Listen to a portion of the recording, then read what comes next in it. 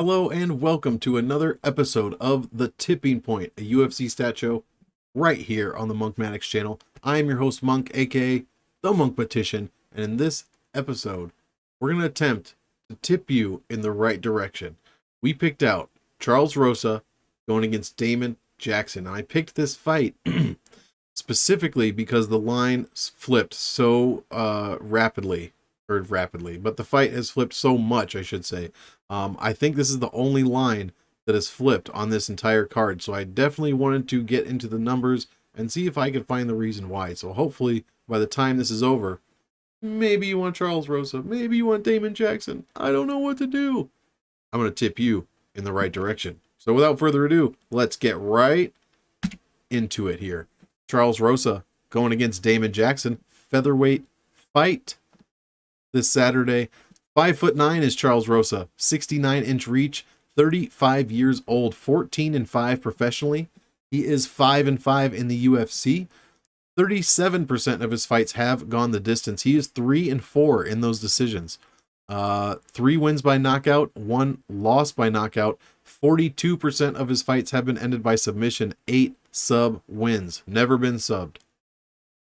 Average fight time just under 13.5 minutes. Ass whoop index minus 4.34. That is the 60th lowest out of 73 in the featherweight division. 0 power index, so never knocked anyone down in the UFC. Has a chindex of 0.6, not where you want to be. You want that at 0. That's good for 53 out of 73 in the featherweight division. Damon Jackson on the other side is going to be the larger guy, 5'11", 71-inch reach. 33 years old, 18-4-1 in the UFC, 1 no contest, 1-2-1, in his professional career, 1-2-1 in the UFC. And that's where the no contest came from. Only 8.7% of Damon Jackson's fights go the distance. He's 1-0 in that decision. 3 wins by knockout, 3 losses by knockout. 65% of Damon's fights are ended by submission. 14 wins, 1 loss. So this is, submission guy versus submission guy. We have 22 submission wins between them out of 32 fights. So that's insane. Damon Jackson's average fight time just over 7.5 minutes. Minus 10.67 ass whoop index. 0 power index. 0.7 chindex, which is a few spots worse than Charles Rosa. Let's get into some fight odds here. Rosa opened at minus 180. Currently, he sits plus 143. That is a shitload of line movement. Damon Jackson opened plus 155. Currently, minus 172.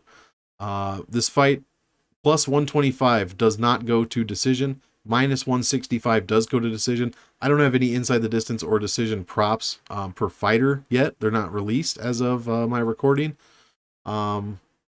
And the main reason I'm looking into this fight is that line movement there, the line flip, and my capping number. 51% for Charles Rosa, 49% for Damon Jackson.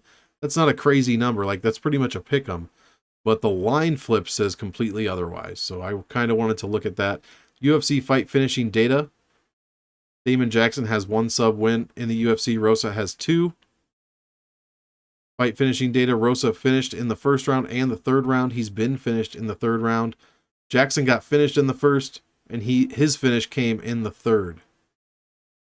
We'll get into some basic striking data. Now, just looking side to side, Rosa's dominating the striking numbers. I mean, green is good, red is bad, okay? That's how you know. Rosa, 3.14 strikes landed per minute. If I say strikes, I mean significant strikes. Don't you forget it. 54th in the featherweight division, nothing special. In fact, well below average. 36% accuracy, that's downright terrible. Gets hit with 3.69 strikes per minute at a 48.6% defense. Negative 0.55 significant strikes landed per minute differential. That is 57th out of 73 in the featherweight division. I mean, there's no reason any of these numbers should be green. Absolutely none. He's a negative 15.1 striking efficiency. Has spent 51.79% of his total fight time fighting at distance.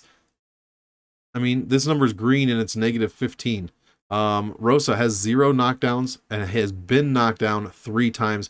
0.33 knockdown against per 15 rate.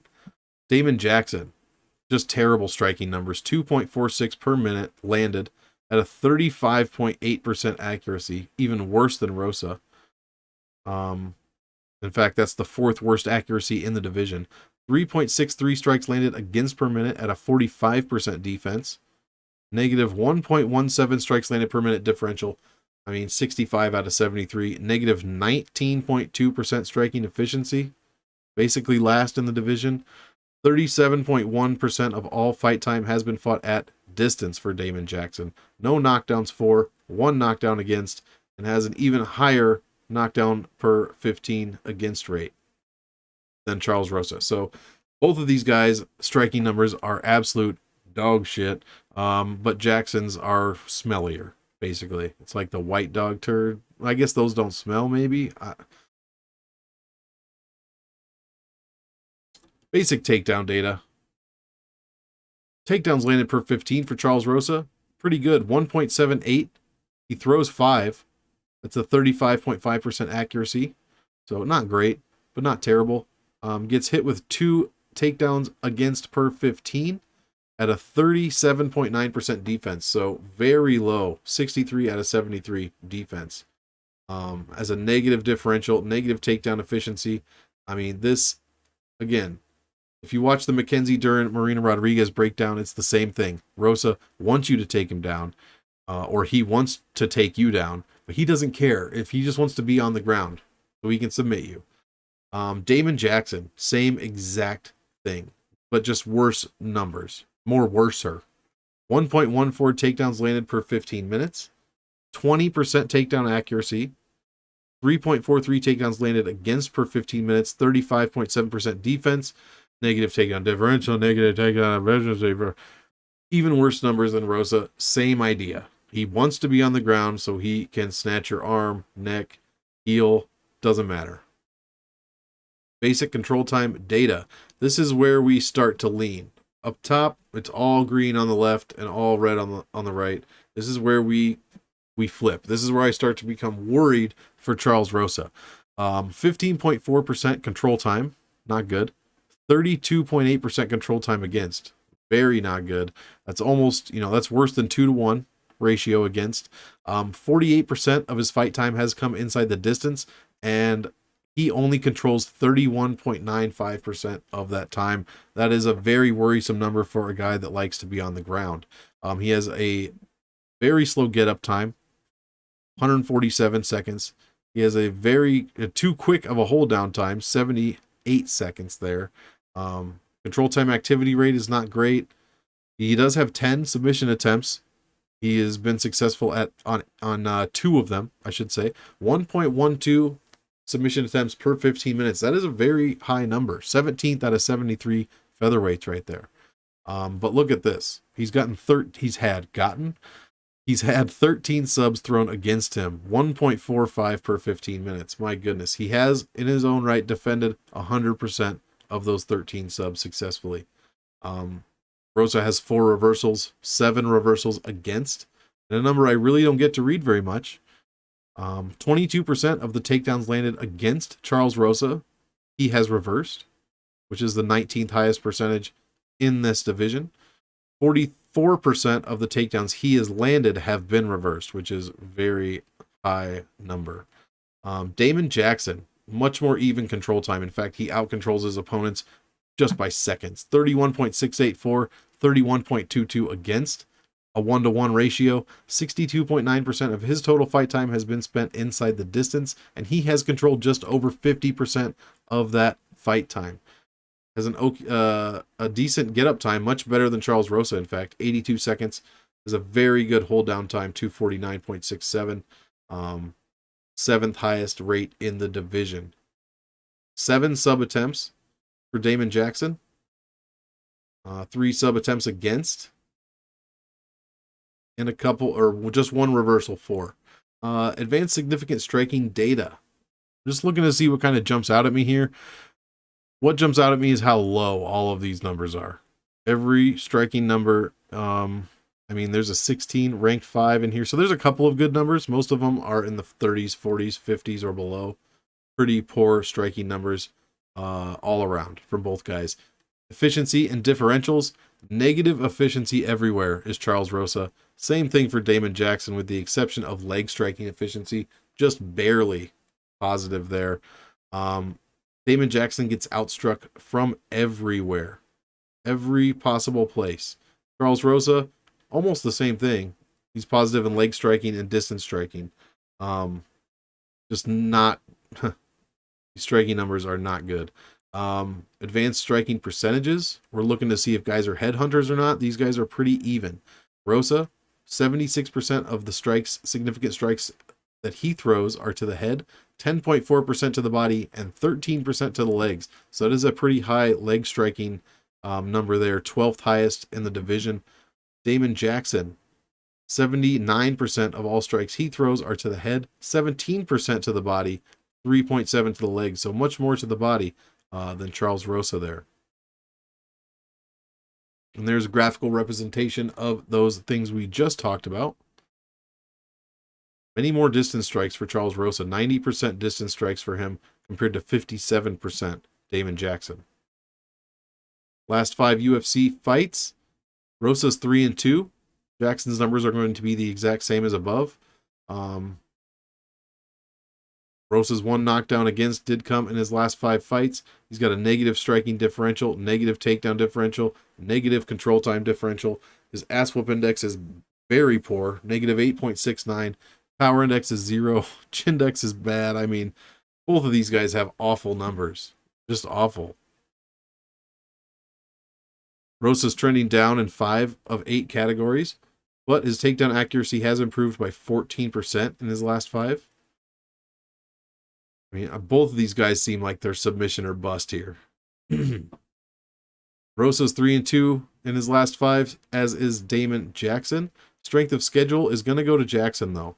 Both of these guys, surprisingly, have very good strength of schedules. You know, a couple of the highest on the card, as a matter of fact. You want to be in the 70s. 70 is good. 75 is very good. Anything above that's fantastic. Charles Rosa is above 75 in every category, which usually would give you all green numbers here.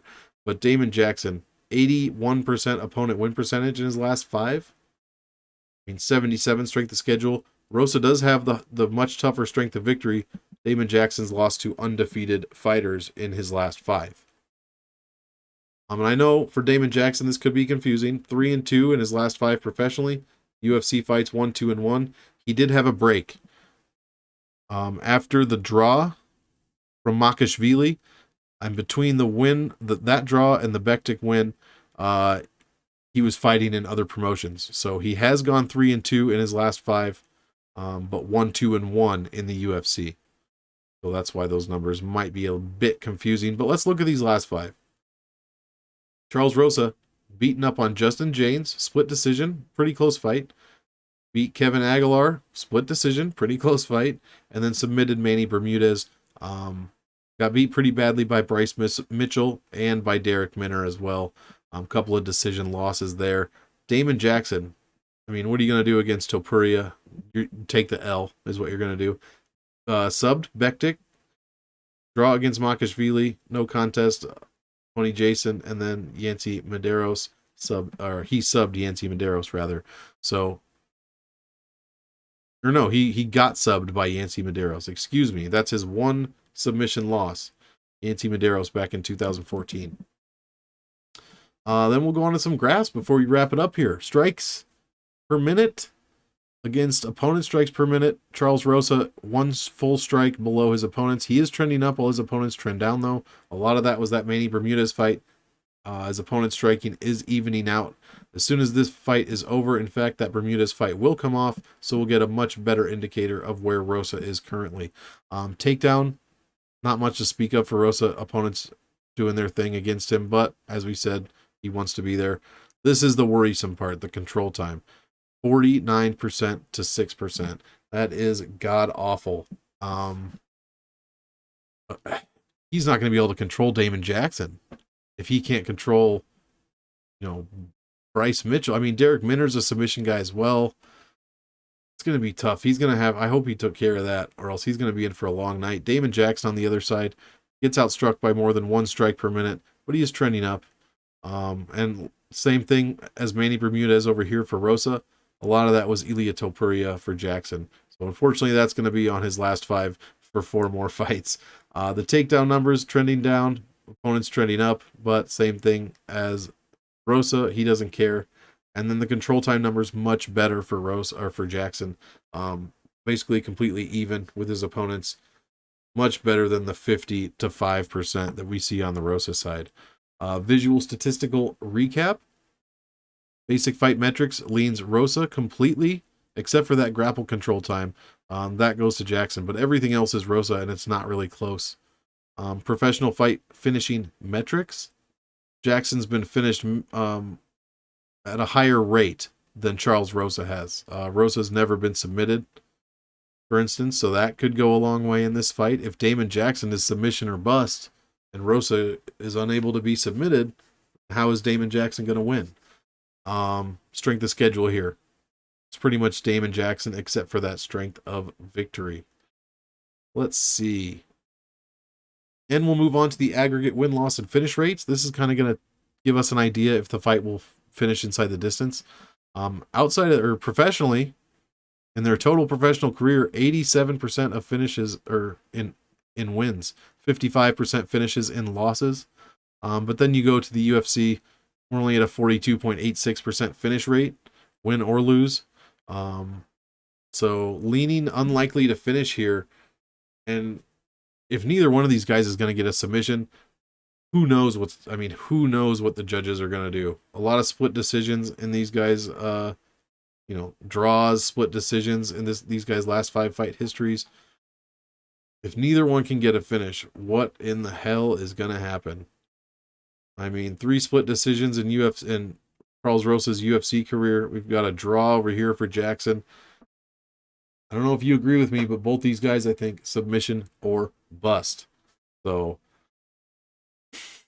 I don't know. It's going to be tough to bet this one. Computer Monk, who I introduced last week, or actually I haven't technically introduced him, but he made his debut on Bet MMA last week. I'll talk about him more in a video to come later. Computer Monk is picking Charles Rosa, so we'll have to see. Computer Monk kicked my ass last week as far as bets. Anyways, that's going to do it. I'm just rambling. That's going to do it for this episode of The Tipping Point. I really appreciate you guys sticking with me. Coming in just under 20 minutes as usual. So hopefully, maybe I didn't do a good job tipping you, but hopefully the numbers, you caught something in the numbers that maybe is going to tip you in the right direction if you're playing this fight. Like I said, obviously, and I'm not going on a limb, I think it's submission or bust. Just who's going to get that submission, I don't know. Damon Jackson has that control time. That's a very important number in the ground game, so that might be the number that's going to tip me, actually. Maybe I'll be on the right side of the money coming in. I don't know. You'll have to check back later in the week to get my picks, I guess. Cliffhanger, again, starring Sylvester Stallone. Anyways, thanks for tuning in, guys. Appreciate your time. Go check out the prelim breakdown that I did and the main card video breakdown that I did for UFC Vegas 39, headlined by Mackenzie Dern and Marina Rodriguez. Go check that stuff out. Get your fight tape done, put them together, and you're going to be taking money from your bookies this week. That is a guarantee. So enjoy the week, have a good one, and check back later for some more videos. And if not, enjoy the fights, guys. Peace out.